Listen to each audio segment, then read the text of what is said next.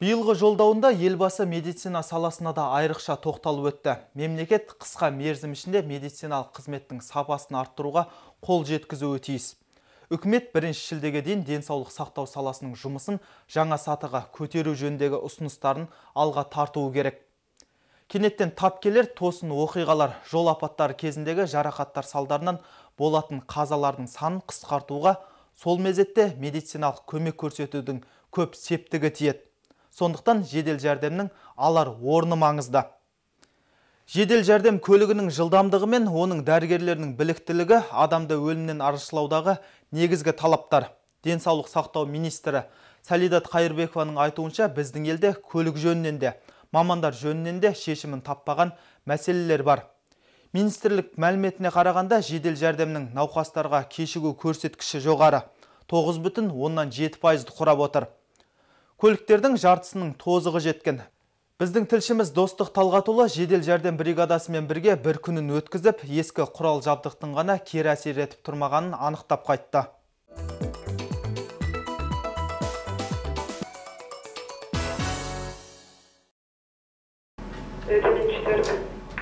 Четвертой бригаде номер вызова 91, время 11:25, 91, 11:25. Жедел жәрдем қызметінің күнделікті жұмысы осылай басталып, осылайша жалғасады. Мұнда бүгінде 220 адам жұмыс істеуде, оның 18-і дәрігер. Жедел жәрдем бекеті 12 техникамен жабдықталған. Осыған да сәйкес 12 бригада көкшетаулықтарға қызмет көрсетеді. Алайда техниканың әбден тозығы жеткен. Соңғы рет автокөліктердің кейбірі ғана 2007 жылы жаңартылды. В настоящее время 12 автомашин.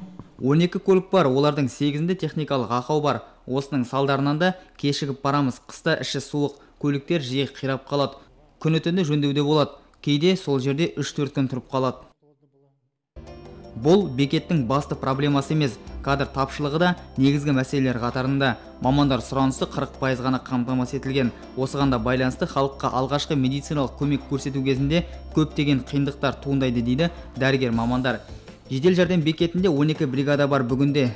Талап бойынша 10 мың адамға бір жедел медициналық топ қызмет көрсетуі шарт.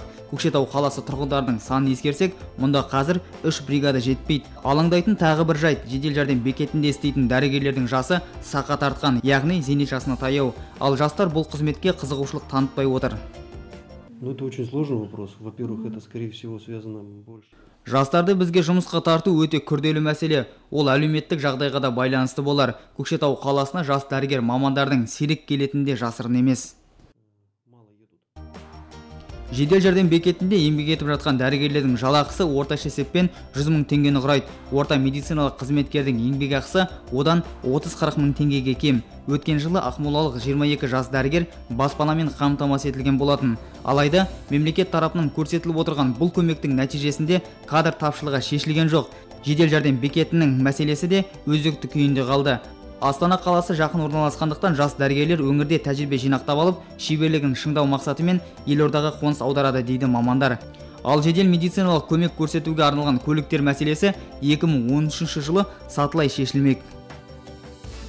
В 2012 году и в 2013 2012-2013 жылдары республикамыздың әр аймағына жаңа көліктерді жіберу үшін олар құрастырылып, қажетті заманауи медициналық қондырғылармен жабдықталып жатыр. Біз облыс сұранысына сәйкес 41 көлікке тапсырыс бердік. Мамандардың айтуынша жедел жәрдем көмегіне жүгінетіндер саны көбеюде. Өткен жылы осы мерзіммен салыстыратын болсақ, түскен қоңыраулар саны 3 мыңға дейін артқан. Нақты шақыртулар саны 1500-ға дейін өсті. Ал бір тәулік ішінде 300-ден астам қоңырау келіп түседі. Науқастардың жасы мен сырқаты әрқилы.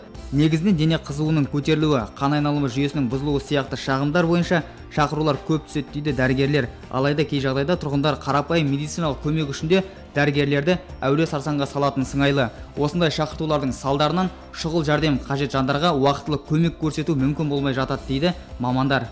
Осындай шақыртулардың салдарынан шұғыл жәрдем қажет жандарға уақытылы көмек көрсету мүмкін болмай жатады дейді мамандар. У нас каждым годом увеличится количество вызовов. Жыл сайын шақыртулар саны көбеюде, сырқаттары әртүрлі. Өте қарапайым көмек үшінде шақырып жатады. Алайда олар өздері емханаға барып, көрінулеріне болатындай күйде, яғни алаңдайтын жағдай байқалмайды. Жалған ақпар беретіндердің салдарынан шын мәнісінде дәрігерлердің көмегіне зәру адам жедел жәрдем қызметін біраз күтіп қалуы ықтимал. ақ халаттылар уақытылы келсе, адам өміріне араша түседі әрине. Тек биылдың өзінде 89 адам жедел жәрдем қызметі келгенше көз жұмған. Өткен жылы 104 адам қайтыс болған еді. Бұл деректер мәселенің маңыздылығы жайында ойландырады. Науқасты аман алып қалу үшін дәрігерлердің кедергісіз жұмыс істеуі қамтамасыз етілуі қажет. Достық Талғатұлы, Роза Мантаева, Данияр Омаров, Апта.